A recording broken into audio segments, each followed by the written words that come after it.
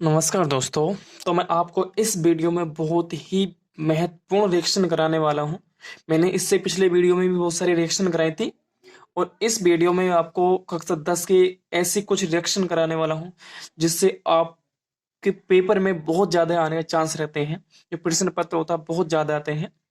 तो आइएगा टाइम ना गवाते हुए हम तो इन रिएक्शनों करते हैं। तो जैसे कि हमने 6 क्वेश्चन तक पिछले वीडियो में करा दिए थे। जो हमारे पास में 6 क्वेश्चन है हमने पिछले वीडियो में करा दिए थे। अगर आपने पिछली वीडियो नहीं दिया है देखा है तो मैं आपको इस वीडियो के डिस्क्रिप्शन बॉक्स में उसका लिंक दे दूंगा। आप जा करके वीडियो को देख सकते हैं। अगर आपने शुरू से वीडियो नहीं देखी है तो तब तक ये कोई फायदा नहीं होगा, क्योंकि हमें इनको समझने के लिए क्रम से चलना होगा। पहली वीडियो दूसरी हर एक क्रम से चला हुआ तो आपको चैप्टर एक ही बार में क्लियर हो जाएगा। तो आइएगा टाइम ना गवाते हुए। तो जैसे कि हमें रखा करा है निम्न अभिक्रियाओं के लिए संतुलित रासायनिक समीकरण लिखिए। जो हमारे पास में निम्न अभिक्रियाएं दी हुई हैं ये उनको हमें संतुलित रासायनिक समीकरण लिखना है। संतुलित भी करना है और रासायनिक समीकरण के रूप में उनके रसायनों के नाम में लिखना है। जैसे कि हमें पहले रखा कैल्शियम हाइड्रोक्साइड की क्रिया किससे करी? कार्बन डाइऑक्साइड से करी और कैल्शियम कार्बोनेट बना और साथ में जल बना। मैंने थोड़ा पिछले वीडियो में जल्दी कराया था, इस वीडियो में जल्दी नहीं कराऊंगा। कैल्शियम हाइड्रोक्साइड की हमने कार्बन डाइऑक्साइड से क्रिया करी और इसने क्या बनाया? कैल्शियम कार्बोनेट और जल बनाया। तो देखते हैं क्या किस प्रकार बनता है और कैसे बनता है। तो सबसे पहले जो हमारे पास में जो क्वेश्चन है वो 7 क्वेश्चन था, 7वां क्वेश्चन था और 7वें क्वेश्चन का ये ए पार्ट में आपको करा रहा हूँ। 7वां क्वेश्चन है इसका ए पार्ट में आपको करा रहा हूँ। तो हमसे बोला कैल्शियम हाइड्रोक्साइड। तो कैल्शियम हाइड्रोक्साइड का जो सूत्र होता है वो CaOH और इसका होल ट्वाइज। उसके बाद में हमसे किसके साथ में क्रिया करा रहा है? हमसे करा रहा है कार्बन डाइऑक्साइड। किसके साथ में? Carbon dioxide. और जिसका सूत्र होता है ये तो सभी को पता होता है CO2, जो हम छोड़ते हैं सांस के द्वारा है। क्या बना रहा हमसे? वो कैल्शियम कार्बोनेट बनवा रहा है। कैल्शियम कार्बोनेट यानी कि CaCO3 और साथ में हमसे क्या बनवा रहा है? वो जल भी बनवा रहा है। क्या बनवा रहा है? जल। तो ये तो हमारे पास में रासायनिक समीकरण तो बनकर तैयार हो गई है। अब हमें इसको बैलेंस करना है, यानी कि हमें इसको संतुलित करना है। तो अगर हम बात करें तो इसके बैलेंस करने के लिए तो देखते हैं हमारे पास में जो Ca वो भी एक है, वो एक है। हाइड्रोजन कितने? 2 हैं। हाइड्रोजन यहाँ पर भी 2 है। कार्बन की मात्रा 1 है, कार्बन की मात्रा 1 है। ऑक्सीजन की बात कर लेते हैं, 2 और 2 4, 3 और 1 4। तो इस प्रकार से जो हमारे पास में जो रिएक्शन है वो बैलेंस है। अब हम इसका बी पार्ट देखेंगे कि बी पार्ट क्या है। तो बी पार्ट के बारे में बात करें तो इसका बी पार्ट है हमें जिंक और जिंक सिल्वर नाइट्रेट। तो हमें क्या प्राप्त हो रहा है? जिंक नाइट्रेट और सिल्वर प्राप्त हो रहा है। यानी कि जो जिंक है, जिंक की क्रिया हम Zn क्रिया सिल्वर नाइट्रेट, और हम जब क्रिया कराएंगे तो इनसे बनेगा जिंक नाइट्रेट और सिल्वर। तो कराते हैं जिंक की सिल्वर नाइट्रेट से। तो जिंक का जो संकेत होता है वो होता है Zn। क्या होता है? Zn। और सिल्वर नाइट्रेट का जो सूत्र होता है हमारे पास वो होता है AgNO3। AgNO3। अब जब ये आपस में रिएक्शन करेंगे तो क्या बना रहा था? जिंक नाइट्रेट ZnNO3 और इसका आ जाएगा हमारे पास में होल ट्वाइस। Zn के 2 होता था, ट्वाइस आ जाएगा। उसके बाद में हमारे पास में क्या बन रहा है? उसके बाद में क्या है? सिल्वर आ जाता है। क्या हो जाता है? सिल्वर यहां से निकल जाता। Ag। अब हमें इसको बैलेंस करना है। तो यहाँ पर देखो नाइट्राइड जो नाइट्रेट है बनेगा, जो सिल्वर नाइट्रेट बनेगा, इसके उल्टवाइज यहाँ पर केवल ये एक है। तो हम यहाँ से 2 से मल्टीप्लाई करेंगे, और जब हम यहाँ से 2 से मल्टीप्लाई करेंगे तो Ag के परमाणु 2 हुए, तो हमारे पास ये भी हमें 2 करना होगा। तो इस प्रकार जो आपकी रिएक्शन है वो बैलेंस हो जाती है। उसके बाद में हम सी पॉइंट पर चलेंगे। सी पॉइंट में क्या कह रहा है इसके बारे में हम जानकारी करेंगे। तो हमसे सी पॉइंट में कह रहा है कि एल्यूमिनियम कॉपर क्लोराइड से क्रिया करता है और एल्युमिनियम क्लोराइड और कॉपर बनाता है। जो एल्युमिनियम है वो कॉपर क्लोराइड से क्रिया करता है, एल्युमिनियम क्लोराइड और कॉपर बनाता है। तो देखते हैं इस रिएक्शन को कैसे करेंगे। तो एल्युमिनियम जो है Al, एल्युमिनियम कॉपर क्लोराइड यानी कि CuCl2 इससे क्रिया करेगा और क्या बना रहा है एल्युमिनियम क्लोराइड यानी कि AlCl3। और उसके बाद में हमें क्या बना रहा है कॉपर, यानी कि यहां से कॉपर निकल जाएगा। हमें इसको बैलेंस करना। तो क्लोरीन यहाँ पर कितने हैं 3 और यहाँ पे 2 है। तो एक काम करते हैं हम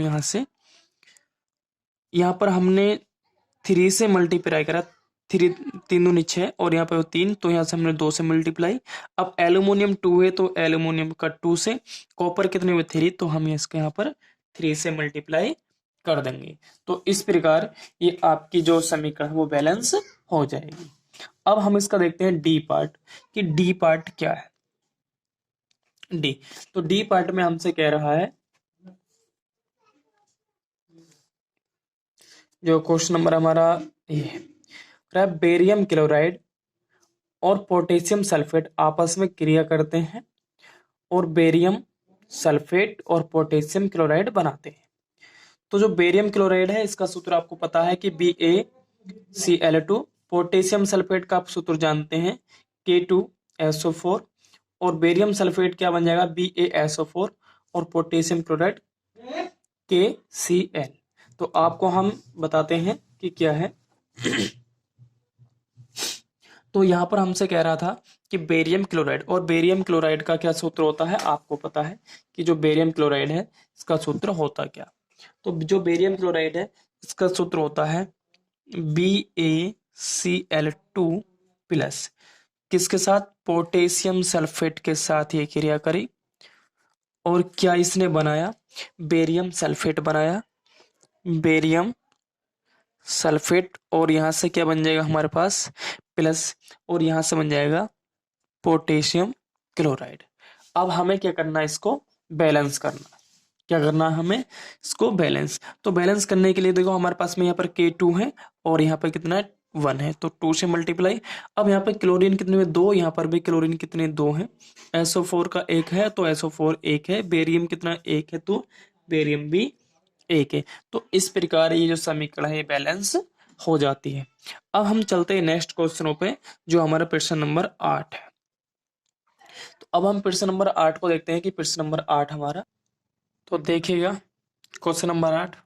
तो क्वेश्चन 8 में कह रहा है निम्न अभिक्रियाओं के लिए संतुलित रासायनिक समीकरण लिखिए एवं प्रति एक अभिक्रिया का प्रकार बताइए। तो मैंने आपको पिछले वीडियो में बताया है कि अभिक्रिया कितने प्रकार की होती हैं, उनके डेफिनेशन, और मैंने उनके एग्जाम्पलों को भी बताया था। तो अब हमारे पास में जो हमें ये रिएक्शन दी हुई है इनको हमें संतुलित रासायनिक समीकरण, ये इनके नाम लिखे हुए हैं, इनको हम रासायनिक सूत्र में लिखेंगे और हमें इनका नाम भी बताना है। तो आपके पास में बुक है तो आप उसमें देखते रहना। मैंने क्वेश्चन बतला दिया है कि क्या चीज़ है, जैसे potassium bromide, barium iodide, potassium iodide और बेरियम आयोडाइड, इस प्रकार ये बन रहा है। तो आप अपनी किताब में से क्वेश्चन को देखिएगा। आप कॉपी पेन जो आपकी नोटबुक है और आपकी जो किताब है उन्हें साथ में लेकर के बैठे, पेन को भी, जिससे जो भी हम क्वेश्चन करा रहे हैं उसको रिवाइज करें। तो मैं कराता हूँ क्वेश्चन नंबर 8 और 8 का पहला पार्ट। तो जो 8 का पहला पार्ट है वो है पोटेशियम ब्रोमाइड। और जो पोटेशियम ब्रोमाइड है, पोटेशियम ब्रोमाइड का जो सूत्र होता है वो होता है KBr, ये है रासायनिक सूत्र। उसके बाद में हमसे बोला था इसने बेरियम क्लोराइड, और बेरियम क्लोराइड का जो सूत्र होता है, sorry, barium iodide, barium iodide, तो BaI, ये होता है बेरियम आयोड, BaI2, कि इसके डबल पॉजिटिव होता है इस पर, तो बेरियम आयोडाइड ये हो गया। इसने आप रिएक्शन करा, और रिएक्शन करने के बाद में क्या बनाया, ये हमारे पास में पॉजिटिव है प्लस, और ये डबल पॉजिटिव है, और ये इस प्रकार से हमारे बनकर इस विषय पर 2 आया है। तो अब क्या होगा, यहाँ से जो बनाएगा इस पर क्या आएगा, सिंगल आएगा, ठीक है। तो अब क्या होगा, यहाँ से बनाएगा ये पोटेशियम आयोडाइड, क्या बनाएगा ये, पोटेशियम आयोडाइड। और ये जो होगा यहाँ पर, अब इन दोनों ने क्रिया करी तो आएगा barium Ba, barium bromide Br2, क्योंकि इस पर डबल पॉजिटिव है और इस पर सिंगल नेगेटिव है। तो जब इनमें आयनों का आदान प्रदान हुआ है, क्या हुआ है, अब पहले हम इसको बैलेंस कर लेते हैं। तो बैलेंस करने के लिए देखेंगे यहाँ पर आयोडीन कितनी, 2 मात्रा में, यहाँ पर कितनी है, 1 मात्रा में, तो इसको हम 2 से मल्टीप्लाई करेंगे। अब यहाँ पे पोटेशियम कितने हो गए, 2 हो गए, तो यहाँ पर पोटेशियम कितना, 1 है, तो हम 2 से मल्टीप्लाई करेंगे। उसके बाद में Br कितने, यहाँ पर 2 हैं, और यहाँ पर भी कितने हुए, 2। तो इस प्रकार से हमारी जो ये रासायनिक समीकरण है संतुलित हो जाती है। तो अब हमें इसका नाम भी बताना है कि ये नाम क्या है। तो जब इसमें आयनों का आदान प्रदान हुआ है, क्या हुआ है, इनमें आयनों का आदान प्रदान हुआ है, तो इसके मतलब जब जिसमें आयनों का आदान प्रदान होता है तो हमारी द्विविस्थापन अभिक्रिया होती है। क्या होती है, द्विविस्थापन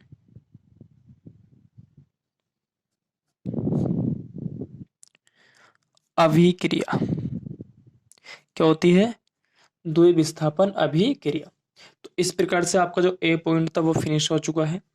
अब इसका बी पॉइंट है, बी पॉइंट में हमसे कह रहा है कि जिंक कार्बोनेट, और जिंक कार्बोनेट का जो सूत्र होता है वो होता है ZnCO3। जिंक कार्बोनेट ने क्रिया करी, और इसको हमने क्या करा, इसको हमने किसी से रिएक्शन कराया, तो इसने बनाया जिंक ऑक्साइड।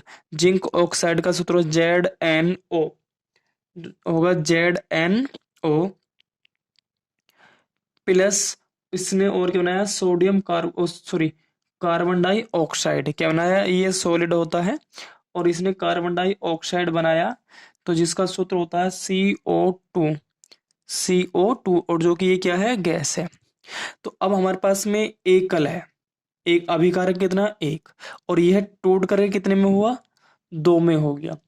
और हमने आपको जब वियोजन अभिक्रिया पढ़ाई थी कि जब कोई एक अभिकारक टूट करके अनेक उत्पाद बनाता है, 2 या 2 से अधिक उत्पाद बनाता है, तो इस प्रकार की जो अभिक्रिया होती है वो वियोजन अभिक्रिया होती है।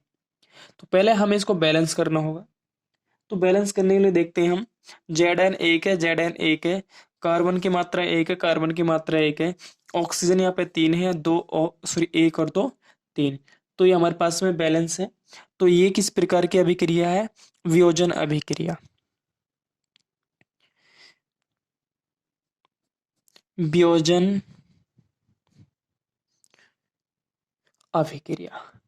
कैसे अभिक्रिया, ये वियोजन अभिक्रिया। क्यों, क्योंकि एक हमारे पास में अभिकारक की मात्रा कितनी है, 1, और ये टूट करके जब हमने इसको रिएक्शन कराया, ताप दिया, कुछ भी विद्युत अपघटन, मतलब जो वियोजन अभिक्रिया होती है वो 3 प्रकार से होती है, हमने तीनों में से कोई से भी लगाया, तो इन्हें एकल एकल अभिकारक को 2 या 2 से अधिक उत्पाद में विभाजित कर दिया, तोड़ दिया, टूट गया, तो इस प्रकार की जो रिएक्शन होती है हमारे पास में वो कहलाती है हमारे पास में क्या, वियोजन अभिक्रिया।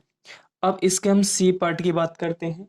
तो सी पार्ट हमसे कह रहा है कि हाइड्रोजन, जो हमारे पास में हाइड्रोजन H2 गैस है, हाइड्रोजन जो क्लोरीन है, क्लोरीन के साथ, और ये भी क्या हमारे पास में गैस है, क्लोरीन के साथ क्रिया करके क्या बनाता है हमारे पास में, हाइड्रोजन क्लोराइड बनाता है। क्या बनाता है, हाइड्रोजन क्लोराइड HCl। अब यहाँ पे हाइड्रोजन भी टू होता है, क्लोरीन भी हमारे पास में 2 थे, तो यहाँ से 2 से मल्टीप्लाई हमने कर दी, और ये भी हमारे पास में क्या होती है, गैस होती है।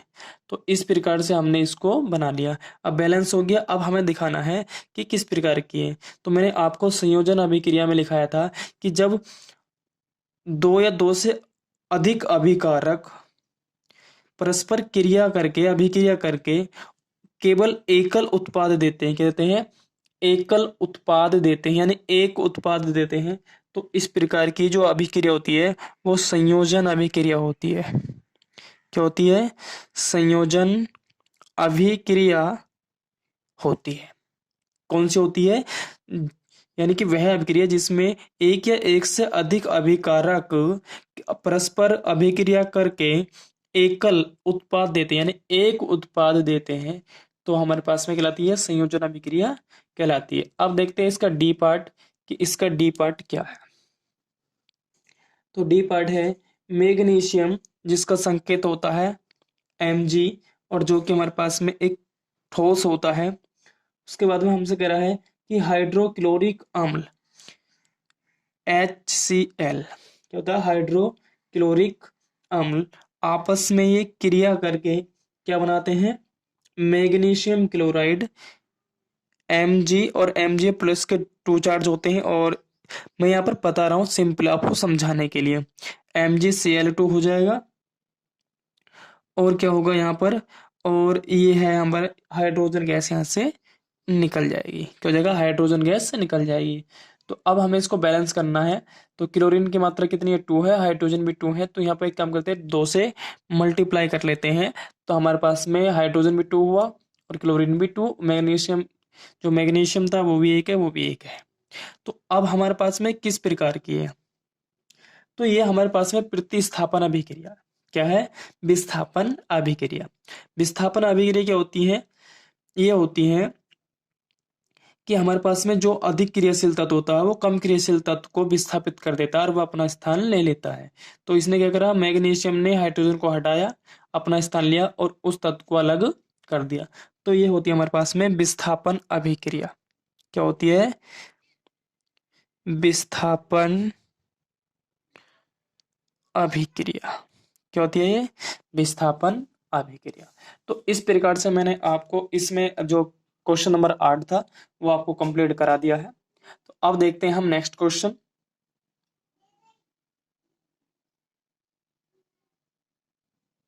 तो नेक्स्ट क्वेश्चन है हमारे पास क्वेश्चन नंबर 9, ऊष्मक्षेपी एवं ऊष्मशोषी अभिक्रिया का क्या अर्थ है, उदाहरण से ही समझाइए। तो मैंने आपको ये क्वेश्चन वीडियो में, पिछले वीडियो में करा दिया है कि ऊष्मक्षेपी और ऊष्मशोषी अभिक्रिया क्या है, और मैंने उनके उदाहरण भी दे करके आपको बतलाए हैं। तो ये क्वेश्चन आप उन्हीं वीडियो से कर लेना, क्योंकि ज़्यादा लंबी वीडियो होगी और हमारा टाइम भी खर्च होगा, इससे कोई फायदा नहीं है। अब क्वेश्चन नंबर 10वां है कि श्वसन को ऊष्मक्षेपी अभिक्रिया क्यों कहते हैं, वर्णन कीजिए। तो ये क्वेश्चन बढ़िया है कि श्वसन को ऊष्मक्षेपी अभिक्रिया क्यों कहते हैं, वर्णन कीजिए। तो मैंने इसके बारे में बताया है, मैं थोड़ा सा यहाँ पर मैं बताना चाहूंगा कि जो हमारे पास में जो श्वसन की जो क्या है, ऊष्मक्षेपी अभिक्रिया है, श्वसन को ऊष्मक्षेपी अभिक्रिया क्यों कहते हैं। तो अगर हम बात करें कि जो हमारा श्वसन मतलब जो हम शरीर में सांस लेते हैं वही हमारे श्वसन लेने, सांस लेना और छोड़ना श्वसन क्रिया है। तो अब होती किस प्रकार है, यानी कि श्वसन क्रिया हमारे शरीर में जो कोशिकाएं होती हैं, तो कोशिकाओं में ग्लूकोज का दहन होता है, क्योंकि हम ऑक्सीजन लेते हैं और उसके अंदर कोशिकाएं में जो ग्लूकोज है उनका दहन करता है, जिससे ऊर्जा निकलती है। क्या निकलती है, ऊर्जा निकलती है। और इस ऊर्जा से जो हमारी ऊर्जा ये बाहर को निकलती है, इसी ऊर्जा के द्वारा हम क्या करते हैं, दैनिक जीवन में क्या करते हैं, कार्य करते हैं। तो इस प्रकार ये जो हमारी श्वास जो क्रिया होती है, जो श्वसन क्रिया है, इसे हम ऊष्मक्षेपी अभिक्रिया कहते हैं। ऊष्मक्षेपी अभिक्रिया क्या होती है, इसके बारे में समझ लेंगे। ऊष्मक्षेपी अभिक्रिया वह अभिक्रिया जो ऊष्मा का उत्सर्जन करती है, यानी ऊष्मा को अपने आप से बाहर को निकालती है, ऊष्मशोषी अभिक्रिया, सॉरी, ऊष्मक्षेपी अभिक्रिया कहलाती है। तो हम भी अपने शरीर से ऊर्जा को बाहर निकालते हैं, और ऊर्जा को बाहर निकालना ये हमारे पास में क्या होता है, श्वसन में होता तो ऊष्माक्षेपी अभिक्रिया कहलाती है। तो आपको सर समझ में आ गया होगा। तो मैं इसके डेफिनेशन को लिख देता हूँ। तो मैंने आपका ये क्वेश्चन लिख दिया है, यानी कि क्वेश्चन का आंसर क्वेश्चन नंबर 9 का, श्वसन की क्रिया हमारे शरीर में कोशिकाओं में ग्लूकोज का दहन होता है जिससे ऊर्जा निकलती है और इसी ऊर्जा से हम अपने दैनिक जीवन में क्या करते हैं, कार्य करते हैं। अतः श्वसन एक ऊष्मा क्षेपी अभिक्रिया है। यहाँ पे रह गया है, अतः श्वसन एक क्या है, ऊष्मा क्षेपी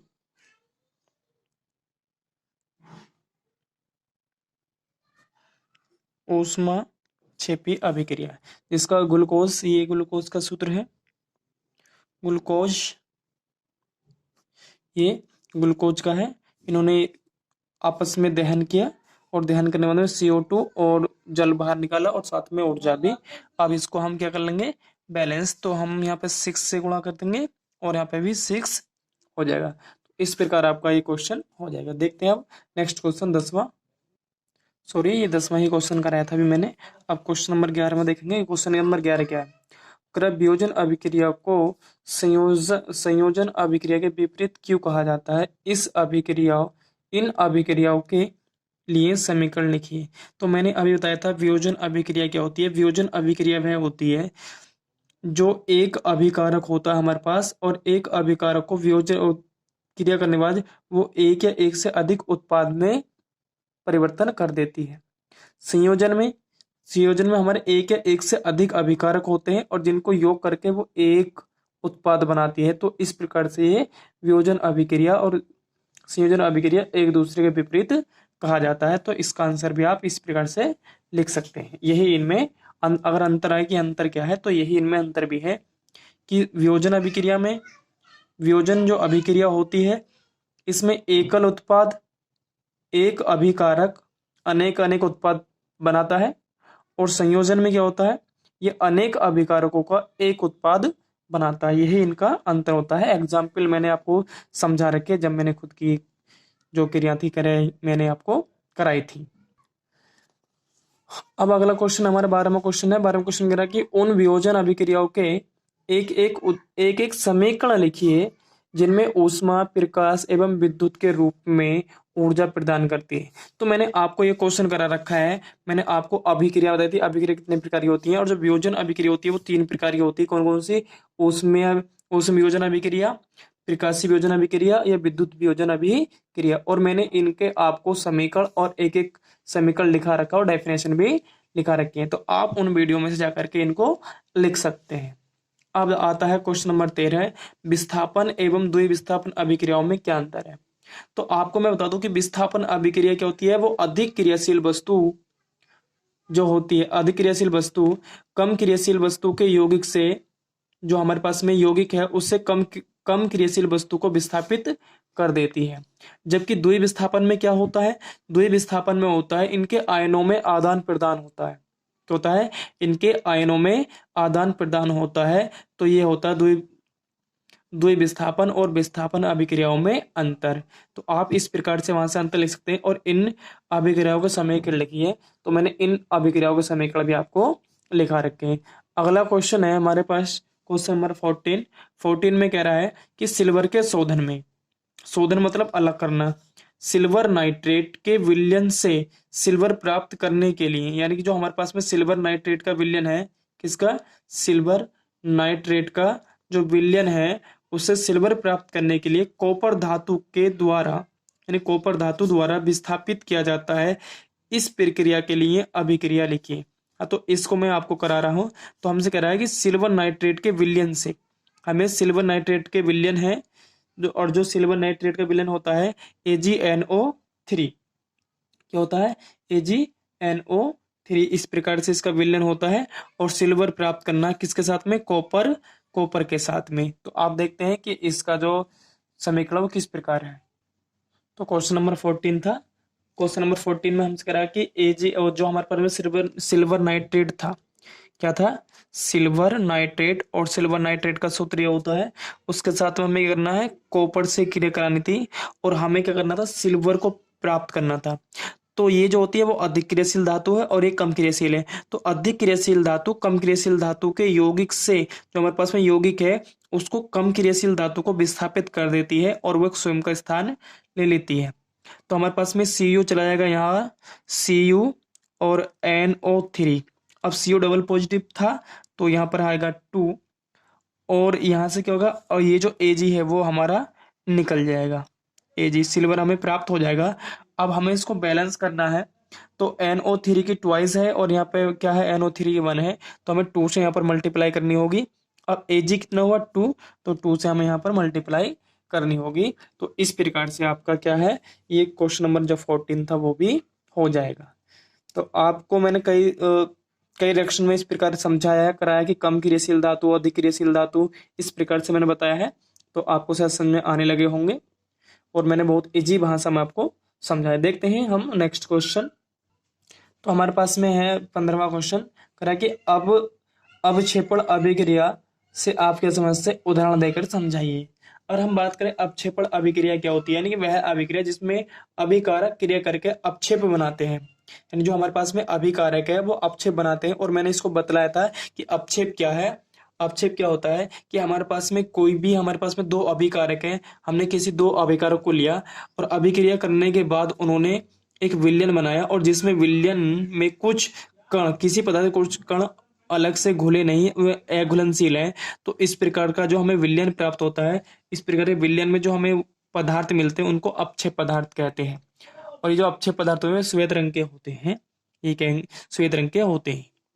तो अब आपको समझ आ गया होगा, यानी वह अभिक्रिया जिसमें अभिकारक क्रिया करके अपक्षेप बनाते हैं, अवक्षेपण अभिक्रिया कहलाती है। अवक्षेपण अभिक्रिया कहलाती है। और इसका उदाहरण आपको मैं बता दिया हूं पहले वीडियो में, तो ये आपको देख सकते हैं। तो मैं 16वां क्वेश्चन, इस क्वेश्चन को मैं आपको करा सका हूँ कि ऑक्सीजन का योग व ह्रास, जब मैंने आपको अपचयन और उपचयन अभिक्रिया कराई थी तो मैंने आपको उसका क्वेश्चन भी यहाँ पर बता दिया था। क्वेश्चन नंबर 17 है, एक भूरे रंग का चमकदार धातु एक्स को वायु की उपस्थिति में क्या करने पर, गर्म करने पर वह काले रंग का हो जाता है। तो इस एक्स एवं उस काले रंग के यौगिक का नाम बताओ। अगर हम बात करें तो भूरे रंग का जो चमकदार तत्व है वो एक्स जो है वो वायु की उपस्थिति में है। तो वायु की उपस्थिति में तो हम इसको कह सकते हैं कि ये भूरे रंग का जो तत्व है वो कॉपर है। क्या है ये? कॉपर है। आप ले लेना, जो एक्स का नाम है वो क्या है? कॉपर है। अब बात करता है कि ये किससे, अब जब हम कॉपर को ऑक्सीजन से क्रिया कराएंगे, क्या कराएंगे, जब हम कॉपर को ऑक्सीजन से क्रिया करेंगे तो कॉपर ऑक्साइड बनेगा। क्या बनेगा? Copper oxide. तो हम कह देंगे जो काले रंग का जो यौगिक है, जो काले रंग का यौगिक है वो क्या है? कॉपर ऑक्साइड है। क्या है? CuO, जिसे हम कहते हैं CuO। और हम इसको बैलेंस करेंगे, तो बैलेंस करने के लिए यहाँ पर 2 आएगा और यहाँ पर भी क्या आएगा? 2 आ जाएगा। तो इस प्रकार हो गया कॉपर ऑक्साइड। अब बात करते हैं क्वेश्चन नंबर 19 की, कि क्वेश्चन नंबर 19 में, सॉरी 18, लोहे की वस्तुओं पर हम पेंट क्यों लगाते हैं? लोहे की वस्तुओं पर हम पेंट क्यों करते हैं? अगर हम बात करें, जो लोहे की वस्तु होती है वो ऑक्सीजन से क्रिया करके उस पर जंग लगाना प्रारंभ हो जाता है, और जब जंग प्रारंभ हो जाता है वो वस्तु गलने स्टार्ट हो जाती है।